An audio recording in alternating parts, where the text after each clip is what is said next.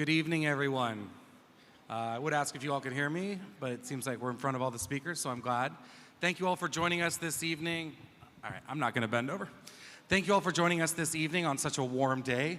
I know we're all nice and packed in here, so thank you for your time. And thank you for joining us for Congressman DeSaulnier's town hall with our special guest, Congressman Jim McGovern. So just a very brief run of show. We'll be doing some slight introductions, and then the Congressman will be going through a PowerPoint after some remarks, and then we'll go through the Q&A section. I know you got question cards when you first came into the town hall. If you have those filled out, once the PowerPoint is done, you can go ahead and raise those, and staff will come around. And we do have some of our great staff, so you can see which ones they are. We have our district director over here, Janessa Oriel. We have our community relations director, Caroline Francois. We have our senior outreach coordinator, Kaylee DeLand. And we have our scheduler, who is right there, Brooke Wilson. And as some of you may know, I am Ryan, and I'm the deputy district director.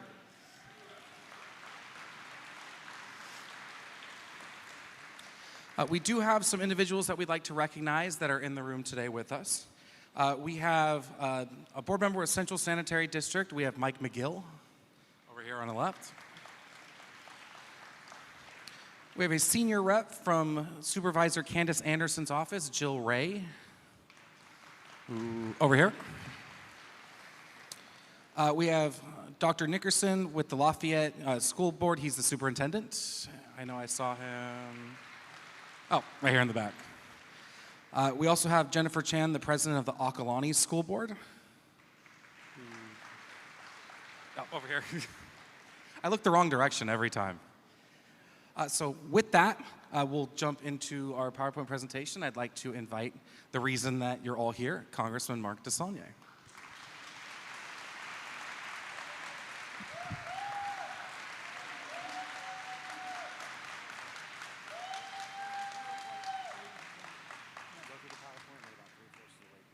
Okay. Thank you. He's given me a choice of what I could use. Well, I want to thank you all for being here. I want to thank the school district for hosting us. I want to thank the city of Lafayette and the Lafayette Police Department for working with us. I'm just very grateful for all of you being here. What number town hall is this? Does anyone have that? 230? 240, okay. We've done 240 town halls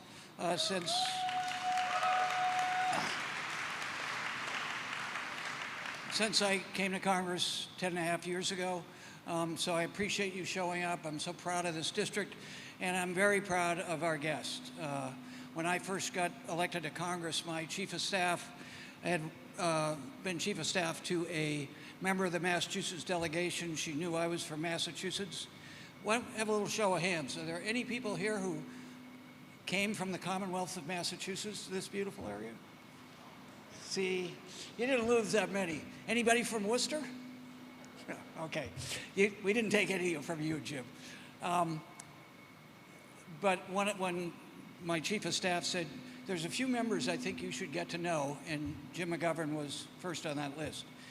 He's been in Congress for many years. He was a staffer for a legendary Boston Irish member of Congress, Joe Moakley, who, like Jim, had been on the Rules Committee and was chair of the Rules Committee. So I'm just really grateful for him being here. So briefly, I'll run through this, and then we'll just go for some comments from Congressman McGovern, and then take as many questions as possible in the time allotted.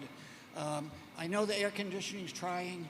We were at capacity, so the air conditioning has resulted in fewer people here, but hopefully they're watching at home. Okay, this is sort of a disclaimer. We've used these lately. I'm the ranking member on ethics, as many of you know, so that means I'm the senior Democrat. Jim is the ranking member on rules.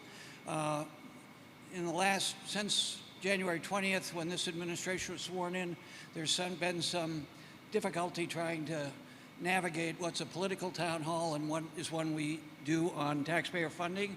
So obviously, government is political, but you can't do campaign work when you're doing it on the taxpayer dime. So this is a disclaimer that the Ethics Committee has helped come up, so just understand we're very passionate, but there's a line there we have to be cognizant of, and to respect people who disagree with us. Next. So all of these for you who have come, how many people have come to other town halls? Okay, the frequent flyers, you know this part of the drill. I'm going to go through this really quickly. You're not going to be able to follow all the details, but if you want to look at it, it's on our social media and our website. You can follow it, and if you have questions, be happy to try to answer them on here. But I just wanted to illustrate the cuts that we're going through are unlike anything, and the approach taken is unlike anything certainly we've been involved with for a long, long time. Next. It's just another slide. It's the slide to the demonstration on the right is the relationship. The blue is Democratic administrations. The red is Republican administrations. There's this mythology that Republicans are better with money. It's actually not accurate. Historically, the debt's been lower, and the last time it was balanced was when the deficit was with Bill Clinton. So that just illustrates how we struggle with how big the deficit is. And the most recent one to the right is what these folks are doing to future generations in terms of indebting them to pay this off. So they gave the largest transfer of wealth in the history of the country to the top 15%, according to the Congressional Budget Office, and they paid for it by cutting services to people who historically have qualified for them. Medicaid be the biggest that we can talk about, and SNAP, but they transferred that by also incurring more debt.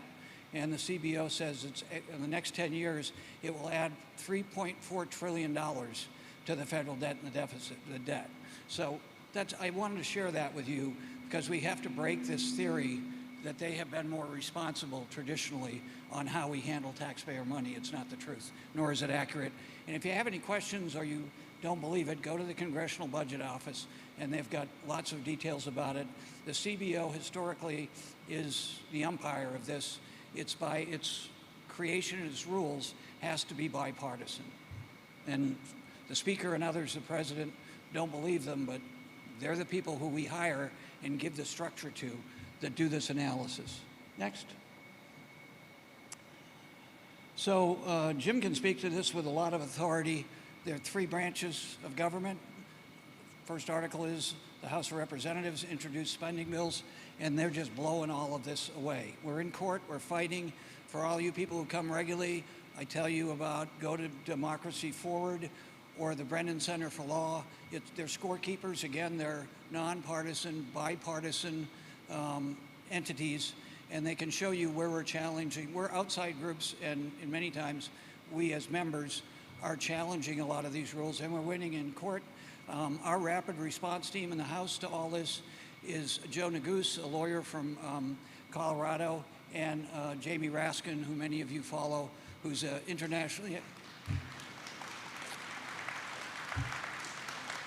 I've told Jamie multiple times, if he ever wants to move to California, when I'm ready to go, he's got a place he could run for, because you always applaud when I bring his name up. But they are responsible for us responding quickly.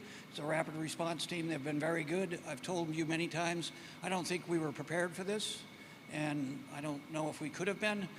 We did well the first Trump administration. They lost 78% of the cases during the first Trump administration.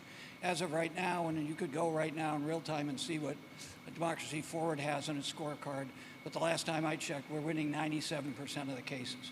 So we're winning, but we can't stop, and we can't have any faith in the Supreme Court to actually protect us. Next. Epstein files. Who would like to see the Epstein files? I don't know about you, Jim, but we should go to the floor and just there's a thing called special order where you can reserve time, and I think we should just get members to go up and repeat Epstein file, Epstein file. It drives them crazy, and it should. We want to see what's in there. What are they hiding? And some of the responses, well, there are Democrats in there. So what? Let the public decide. It's awful what happened there, and you should be able to see it and hold it accountable. I mean, it's pretty obvious. What's he afraid of? Next. All right, here's the best part I wanted to get to introduce Jim McGovern. For those of you from Massachusetts, we may revert to our cultural language. So if you don't understand me and I drop some R's, it's because I'm reverting I spent 4 of the best years of my life that I can't remember in Jim's district at a college called the College of the Holy Cross, a little Jesuit school. So if I revert to things like Wicked Pissa or Go Sox, it's because I'm in proximity to somebody who believes that. And if you're Yankees fans, we'll forgive you for that. So Jim McGovern, the ranking member on the Rules Committee, the chair when we in the majority, a passionate advocate for people who are disadvantaged, has led national programs around food insecurity, of which I've been fortunate to be a member, has been to Central and South America multiple times to help on issues in our relationship with those governments, and just a passionate, articulate, remarkable member of the Congress who understands how Congress operates, having been a crucial staff member to a very sophisticated member, Mr. Moakley, and then have served in that capacity on Rules for the last, how long have you been on Rules? 1991, he's been on the Rules Committee. 2001, okay, I'm getting him. The Rules Committee historically has been called the Speaker's Committee since its inception, because the Speaker or the leader chooses who gets to go on there, and I was fortunate enough to serve on that committee for multiple terms. So, Jim McGovern, please give him a big round of applause. Thank you, thank you. Well, thank you. Can you all hear me okay? Well, first of all, I want to thank Mark DeSagne for that generous introduction. I can hardly wait to hear what I'm going to say after that build-up, but I am grateful to him. I want to thank you for sending him to Congress because he's always on the side of justice, he's always on the side of fairness, he's always on the side of all good causes, and he's got a good sense of humor too, and I appreciate that. Look, I am so happy to be here, we're here at a time, I think, one of the most pivotal moments in American history. I mean, I'm not exaggerating when I say that our democracy is under assault, and things are happening quickly, and they're happening in a way that I think we are not resisting strong enough right now, and that has to change.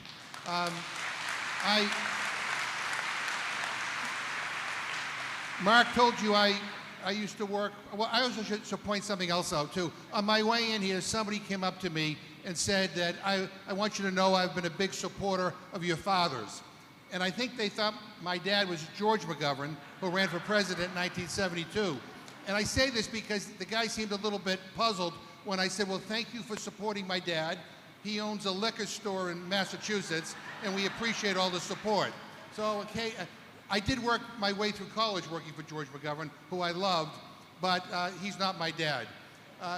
But he also mentioned I worked for a guy named Joe Moakley, a Boston congressman. And Joe Moakley always used to say, people look at life through their kitchen window. You know, people worry about everyday costs. They worry about whether they can afford their mortgage or their rent. They worry about whether they can put food on the table, whether they can afford gas, whether they can afford to help their kid get a college education. And I think that's pretty accurate. I think most people, Democrats, Republicans, independents, all worry about those everyday issues, about basic affordability. And I think, quite frankly, that's where our focus ought to be, because government is about helping people, not hurting people. And Mark put up a list in his PowerPoint of some of the things that Congress has been doing at the insistence of this president. It has been making people's life worse. I mean, a big, ugly bill that cuts close to $1 trillion out of Medicaid. By the way, Medicaid is not only about health care for low-income families, Medicaid is also about helping people, middle-income families, afford to put their loved ones in a nursing home if that is necessary. $1 trillion in cuts in Medicaid, $200 billion in cuts in SNAP, the Supplemental Assistance Program. I was just at the San Francisco Marin Food Bank before coming over here and talking about the fact that they can't keep up with the demand for food. And by the way, the people who are looking for food are not just people who are without jobs or without housing. They're working families, people working multiple jobs who can't afford to put food on the table. We should be focused in on that and not the garbage that we are dealing with every day in Congress. Look, I got to tell you, we are running out of time. We are running out of time. And what we need to do, and hopefully this what the questions will be about, is like what strategies can we employ to be able to fight back, to resist some of these policies that are hurting everyday people. Everyday people. This big ugly bill provided the biggest tax cut in history to multi-millionaires and billionaires.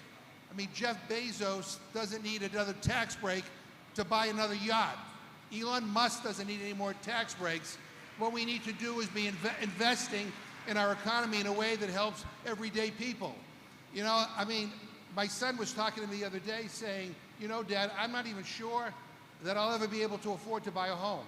You know, he's 27 years old. And he says, you know, most of my friends are in the same boat. And he went to Northeastern University, got a great degree, has a decent job, but everything is so expensive. And he said, do you think I'll ever be able to make enough to buy a home? And I honestly could not answer that question. Those are the things we ought to be focused on. You know, not all this other garbage. The final thing I'm going to say, and then I guess we go to take questions, is look, I think Trump is engaged in a deliberate tactic to keep us off balance. I mean, I feel like we're drinking water from a fire hose every day.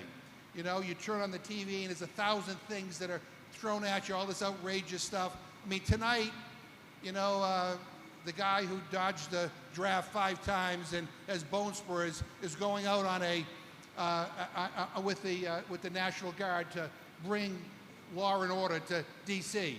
Talk about a joke. I mean, it's ridiculous. But he throws all this outrageous stuff at us, and I think sometimes people feel like overwhelmed, like, oh my God, like, where do I begin? And what can I do? Well, you know what? We got to focus. We got to focus. These guys don't play fair. They're not playing by the rules that we all believe everybody should play by. We have to fight back. We may not have a chance to rescue our country, and you know, if we don't change the realities in Washington in the next year and a half. And the final thing I'm going to say is, before we came in here, we actually met with some federal employees who are doing great work at USAID and the Department of Defense. Let me just say, it is an honor to serve this country. And we ought to respect and honor our federal employees who do such an incredible job on our behalf. We shouldn't vilify them. You know, the work they do on behalf of the people of this country and on behalf of the people of this world is something we should be proud of. And we should always have their back. But with that, let me just say I am thrilled to be here. He's one of my heroes, and I look forward to your questions and our discussion.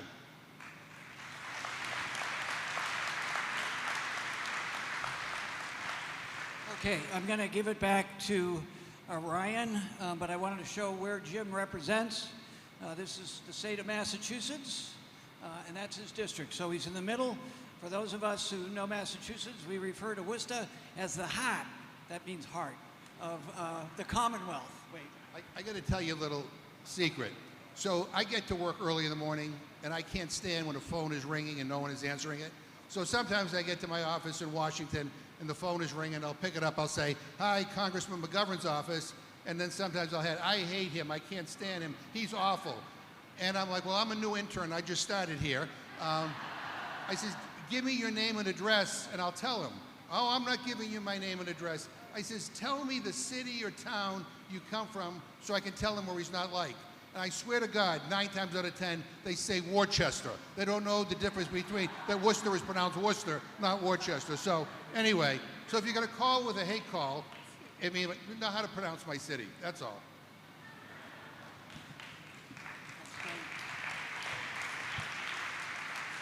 Jim and I, that's another thing we have in common. I have answered the phones in every office I've been in, from city council to Congress. I just did it last week, and it's always wonderful. It's sort of fun. I don't know about you, and like last week I called, and a woman called from North Carolina. And for those of you who follow my work on the Port Chicago 50, you know, horrible thing that happened in Concord. During World War II, Jim, if you haven't heard about it, African Americans, the military was segregated. This incident actually led Harry Truman to desegregate, starting with the Navy. So the story of it is, there's a book on it, it's very well known. Out there in Concord, not far from here, during World War II, they were ordered to load shipments. And what happened was, it was a massive explosion. Houses in Contra Costa shook. It was like an earthquake. Windows shook in San Francisco, so it was so bad. They trained the white Teamsters differently than the African-American sailors. So over 300 people died. It's a national monument that George Miller actually got part of the National Park Service. And on the anniversary, they allow us to go in because it's still military based. But a month later, they ordered these same sailors to go and do the same thing in Vallejo, just throw live bombs into the ship. So when they got to the place where they were going to turn, they ordered them to turn left, and they stopped. And they said, "Why aren't you going?" He said, "Sir, we don't think it's safe. We do this, we just lost all of our friends."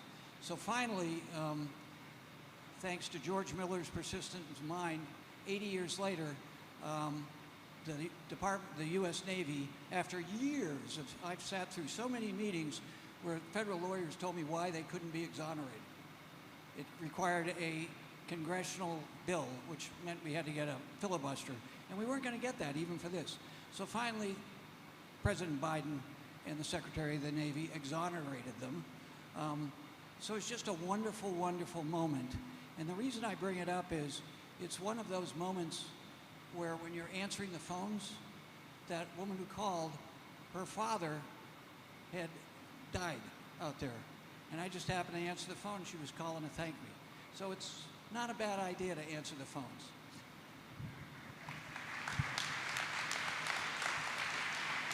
My staff was worried because it was a very long phone call, but it was really emotional. So that's part of the work. Just to go to Jim, and then we'll go to questions. A lot of people, a lot of you have told me, we're not fighting hard enough. And Jim, being on the Rules Committee, they stay up for hours trying to stop these awful bills from going to the floor. He goes to the floor and stays up for hours. He fights like hell every day. And he's a hero to me because I try to replicate that. The last 3 days I've been in LA, met with UCLA, to encourage them not to budge to the extortion that they're going under, that other schools have been under. I won't go through the whole thing, but my last meeting was with a dear friend, a former colleague, Karen Bass, who's the mayor of Los Angeles. And I'll tell you, she pointed out to me what he's doing, and one of the proudest moments I ever had when you sent me to the State Assembly was I got to vote for Karen Bass to be the first woman of color in the history of this country to lead a legislative body. So one of the things she pointed out when Jim brought this up about DC, all these prospective deployments are predominantly at cities, and we see all that, but I didn't realize this. Most of them have African American and women as mayors. So this is what this is all about. It's driving us apart and playing pretty obvious cards about some of the really ugly things that are in our experience, just like Port Chicago, that we have to be honest about. That unfortunately America, for all of our greatness, we still have elements of some of our ugliest elements. And to me, the best way we do that is to fight like hell, but be honest about it. So this guy fights like hell every day. I'm so proud to have him as a colleague, and I'll finish with one of my favorite quotes about great introductions. Somebody once said, after an introduction like that, if my father was here, he'd be proud. My mother would know the truth. So your mother knows the truth. He's a damn good man.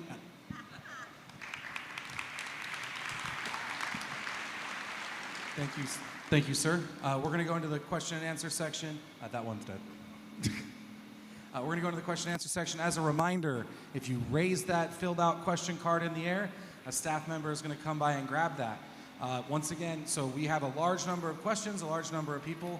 We are not going to be able to get through all of them, but we will answer any questions that you have submitted to us as long as we have your information on them. If I don't know who you are, I'm not able to answer it, unfortunately. Additionally, any questions that we are bound by ethics to not answer related to campaigns, elections, or non-official business, I will unfortunately have to skip. We're unable to do so due to ethics rules. And lastly, these question cards are asked randomly, so they'll be going into this fancy bucket here. And then I will randomly pull out a question card for fairness so that all of you can see we're not selecting them. Some of our trolls don't believe this.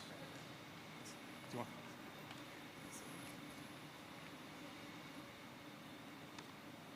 Thank you. Would you like to do the honors? To grab the first one if you'd like.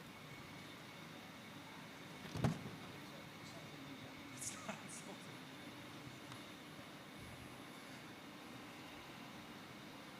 So unfortunately, that first question is a campaign-related question.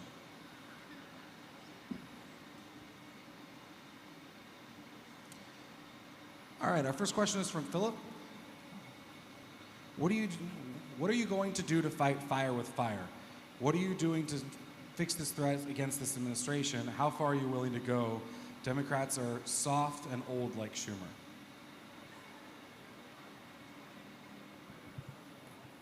Soft and old like Schumer. Soft and old. Did you hear the question? I'll repeat it as I understood it. And we get this a lot. I mentioned this in my first comments, that we're not fighting hard enough. This was good. Okay, thank you. This is engagement. So the question was, what are we doing to fight? We're not fighting hard enough. So for me, I'll just say, for me, I was surprised how bad this was after January 20th. But we have changed that, and we're fighting like hell. And as I said, Jim is the leader of our fighters. So we fight on the streets. A lot of you know that I go out to every demonstration I can be at. We fight in the courts, as I mentioned, about our success in the courts. And we fight with the ability that we have as a minority party with a majority party that's scared to death to do anything that's collaborative. Jim and I work with the Republicans. We have for a long time. They won't work with us because they're so afraid of him. So we're upping our game all the time, and I'm always open to any suggestions. But we're out on the street. We're out with you on the street. We're fighting them in court with our partners, and we're fighting them in Congress, but we have to win the midterms. If you don't have the gavel in this environment, you don't have much authority to do anything. So I think we got to do whatever it takes. And so you see, they don't play by the same rules. They don't have standards. You see what's going on in Texas. I'm grateful for what might happen in California. And we look at I want government to be better. I want the process to be better. But if they're not going to respect the rules and the standards, then we can't unilaterally disarm. I mean, if they're going to throw a punch right back. That's what we have to do. Because what's at stake is not just the majority in the House and the Senate, but what's at stake is how many more people are going to lose their health care?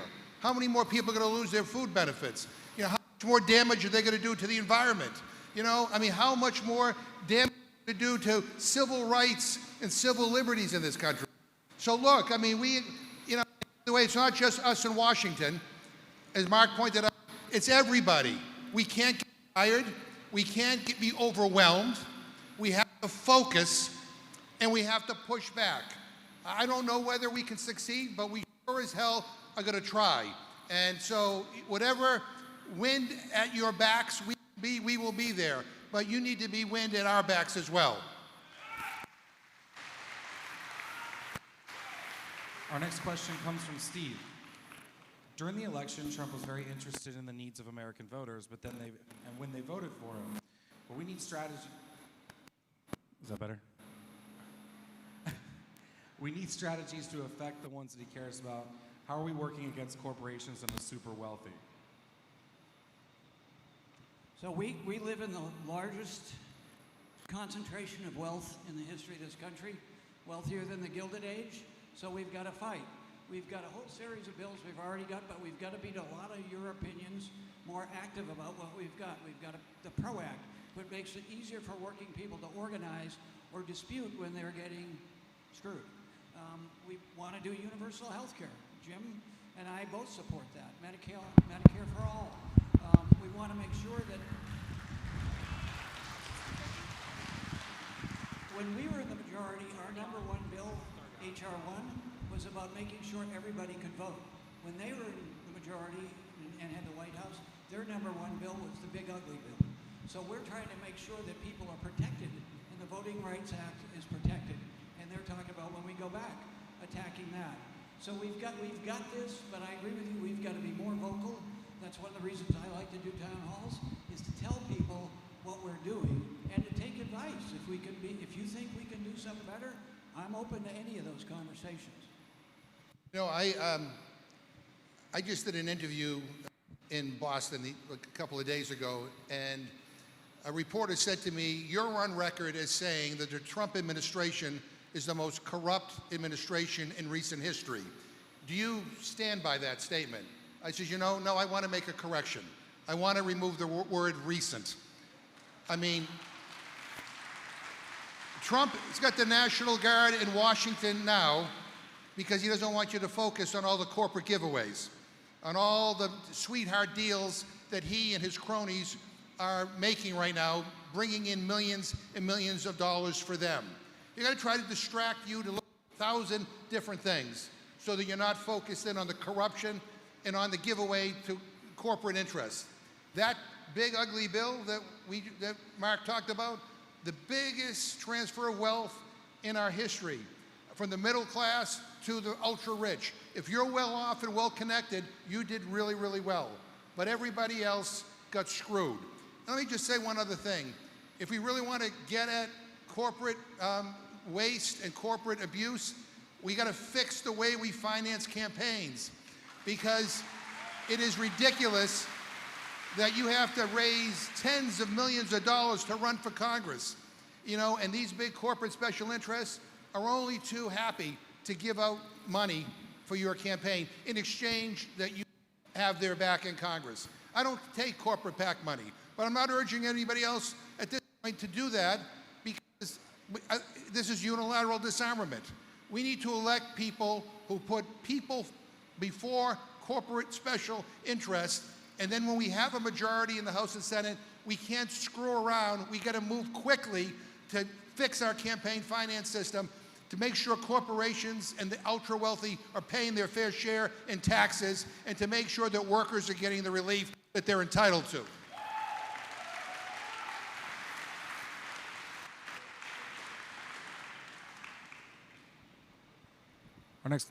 Our next question, oh, now I'm too loud.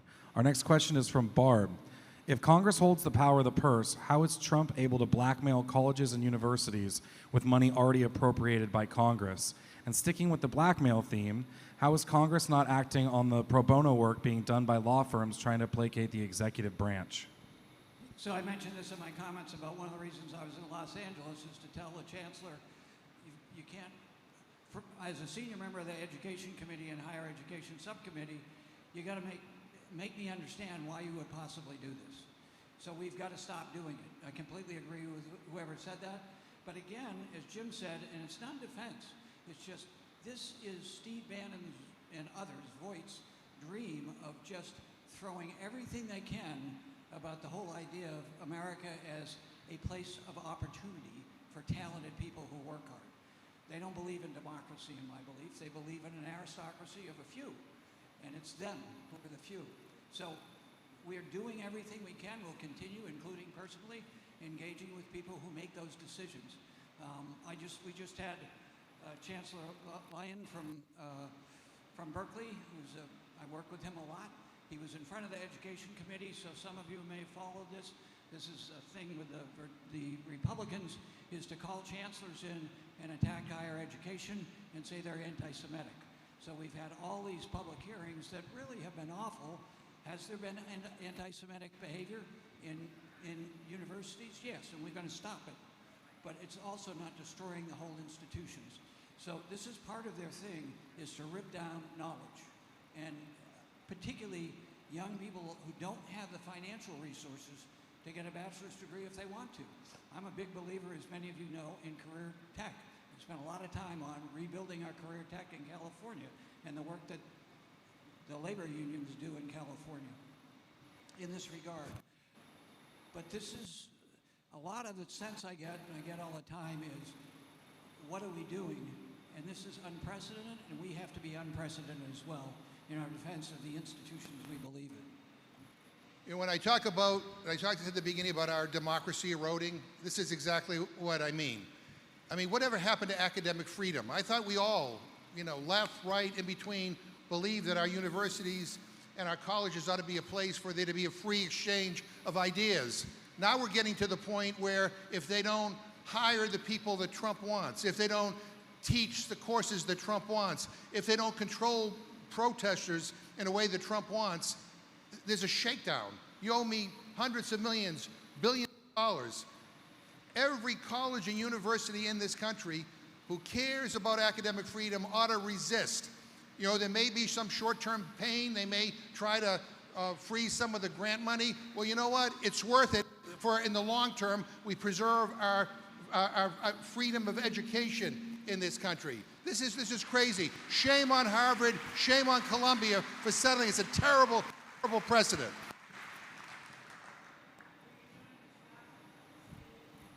Sir, we're going by the question cards. If you would like to fill out another question card, we could certainly have a staff member come and grab it, but we want to focus and respect the question cards that we have. Our next question is from Barbara. Is Congress going to seriously address Social Security? Reports in the paper seem to indicate it will be insolvent by 2033. Wouldn't an easy fix be to raise the cap of taxes taken from workers' checks to $500,000 as opposed to current about $163,000? Yes, we should do that. And I'm on legislation, you may be on Larson's legislation that would actually raise the cap, actually lower the contribution for those in the lower income brackets and raise it for the multi-millionaires, because I think the cap right now is like $170,000 or $160,000. You know, so Elon Musk is paying the same amount of Social Security taxes as somebody who earns $160,000. That's wrong. And I think the issue about what legislatively we're doing, we have a bill to do that. We also have other bills to try to deal with the issue of freedom. The problem is in the House of Representatives, when you do not control the majority, then you are unable to get your ideas to the House floor for a vote and for a debate. That is why elections matter. That is why elections are important. When we were in charge and I was the chairman of the Rules Committee, we actually allowed a lot of Republican amendments that I hated, I thought were awful, but we allowed them to come to the floor to be debated. Under this Congress, this is the most closed Congress in the history of the United States of America. Bills come to the floor unamendable, you take it or leave it. The big ugly bill, no amendments, no amendments. An hour debate and we're done. That was it. So look, you know, if we want to reestablish some integrity in our legislative branch of government, we need to win. We need to win the next election. I don't say it as a political statement, but as a reality. These people don't believe in democracy. They believe in holding on to power at whatever cost and actually rewarding their friends no matter what damage they do to our democracy.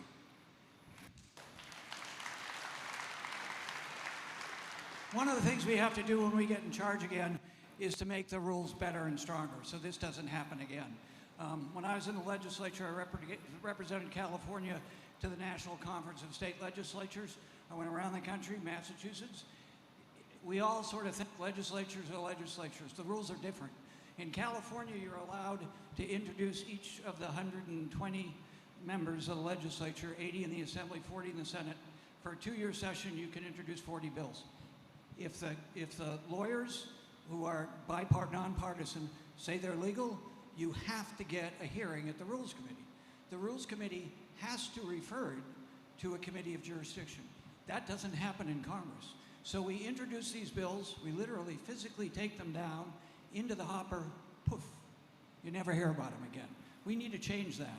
If any member has a legitimate idea, it should have at least a public hearing, because these people don't want to be on record voting against protecting Social Security. So how do they get around it?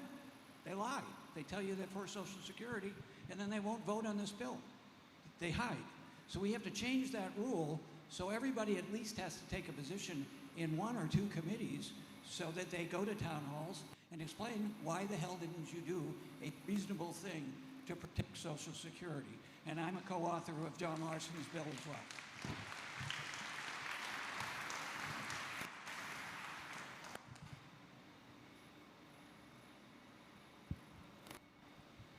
Our next question is from Stephen. We all know the pathetic Trump administration and the sycophant Republican Party are taking, but what are the Democrats doing more effectively for its messaging to come across and so that we serve the interests of an average American? Well, so the question is, I'm paraphrasing, is what are we doing for average Americans? So I'm a senior member of the Education and Labor Committee. I'm the ranking member on the Health, Employment, Labor, and Pension Committee. When we're in charge, I'm the chair. I'm going to do a series of town halls that are more political. They're going to be at union halls, and we're going to start here, but then we're going to go to Western Pennsylvania, Ohio, where we need to win, to tell you the folks. We voted yes. Here and in Massachusetts, I'm sure, we voted overwhelmingly for Kamala Harris. We voted overwhelmingly. There's no Republican in the Massachusetts delegation. Pretty soon there'll only be 2, we think, out of 53 in California. And on redistricting, I don't like what's happening, but the Supreme Court did this. What Texas is doing what the Supreme Court decided. The Supreme Court actually decided, and they're about to have a worse decision, we think, coming out in a follow-up case about Voting Rights Act. They're the ones, 6-3, decided that the federal government, the federal courts have no role in overseeing how states pick House districts, and that's what's exploded all this. So while I am a big advocate, and I was a supporter in many of the discussions to create the Constitutional Commission for redistricting, they're not playing fair, and we can't play fair. This is the future of democracy.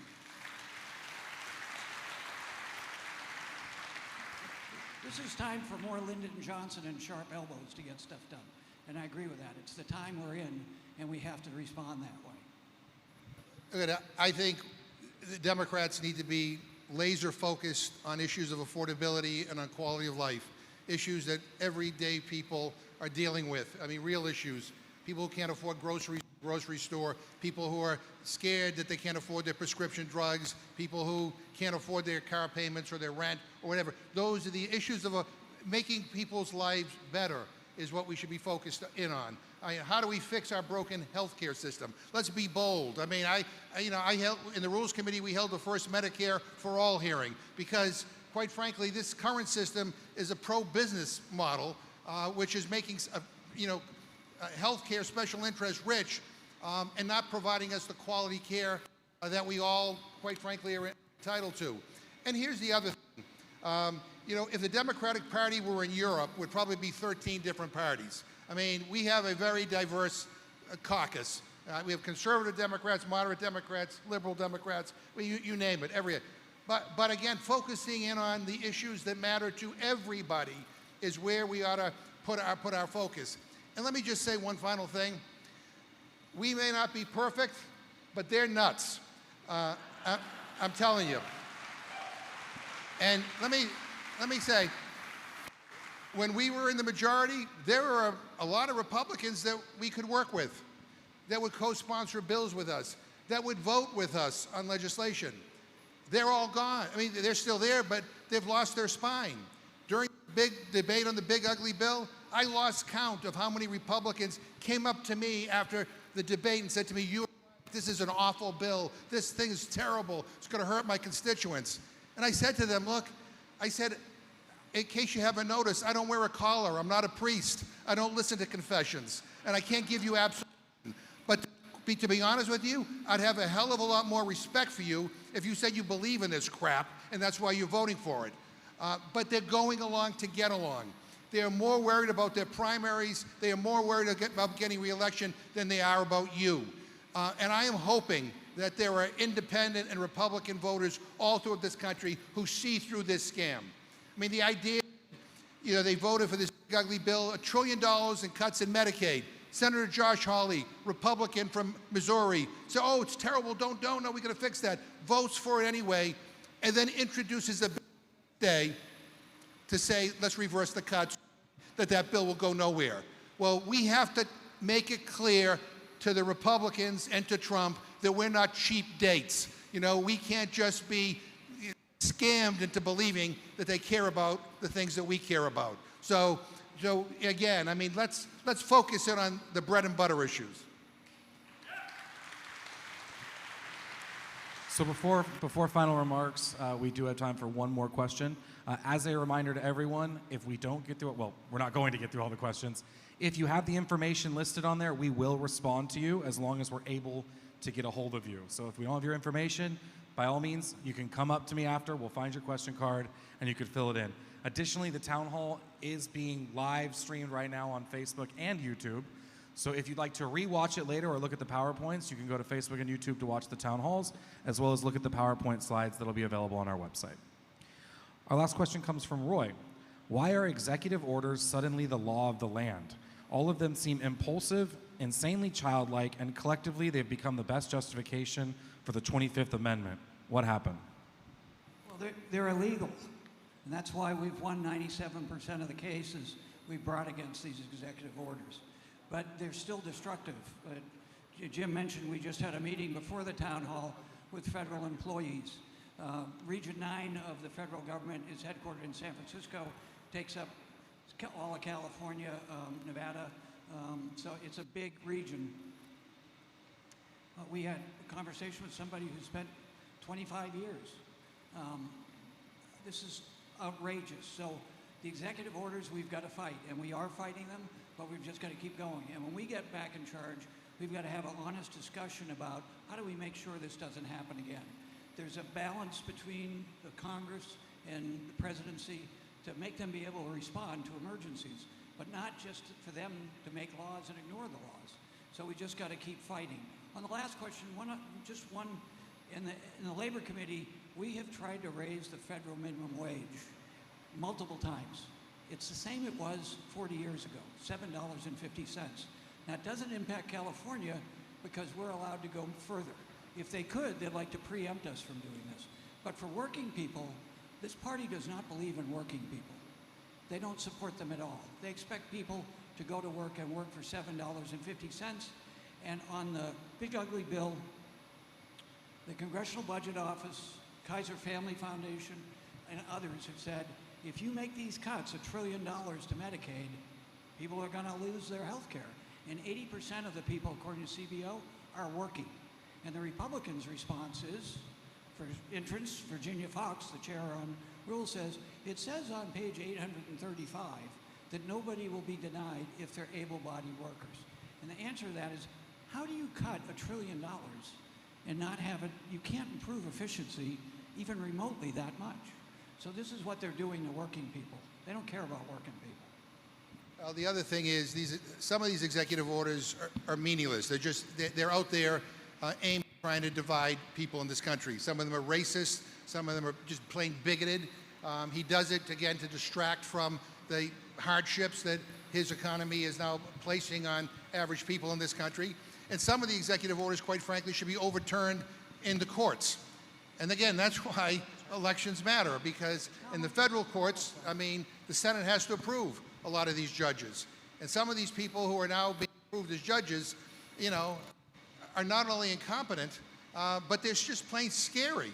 And they are doing whatever Trump is telling them to do. So we need, there was a time, it didn't matter who was president, a Republican or a Democrat, if the executive branch was overreaching its authority, Democrats and Republicans would come together and say, stop. If you want to change something, you want to get rid of USAID, you got to come to Congress, and we need to change the authorization, we have to deauthorize it and defund it. But you don't have the right to do that just solely within your executive branch powers. And I'm just so disappointed at the leadership in the House and Senate for failing to even raise an eyebrow as he tries to over the authority of the congressional branch, the legislative branch. And so judges matter, Congress is supposed to matter, and elections matter.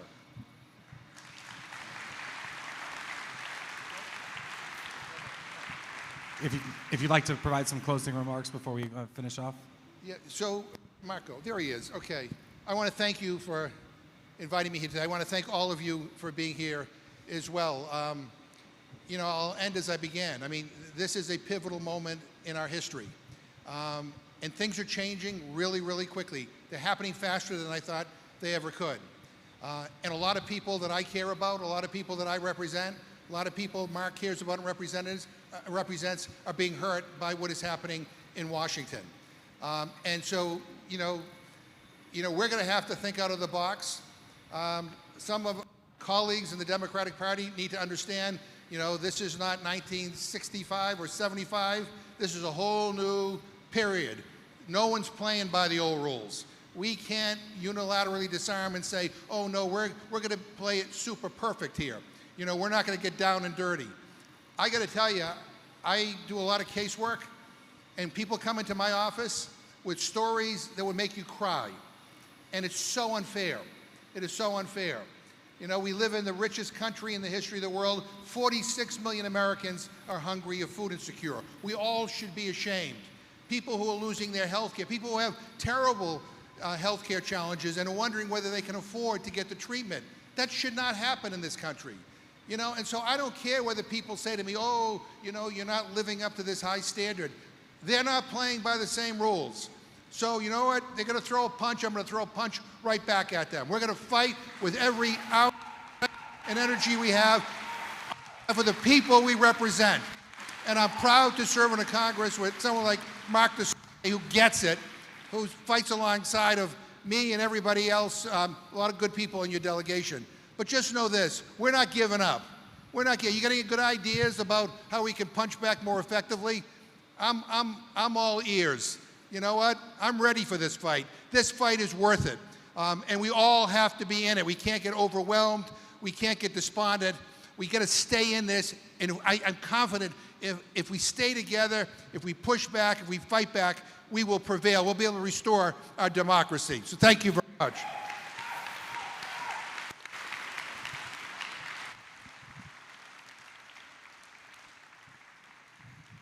Who wouldn't want to stay up all night with that guy? Anyways, I want to thank you again. And what Jim is saying is absolutely right. If you don't like what's happening in this country, you've got to be engaged. This is the fight of our lifetime. And it's not hyperbole to say this is the future of American democracy. So we're going to fight like hell, and anything you can do to help us, we want your help.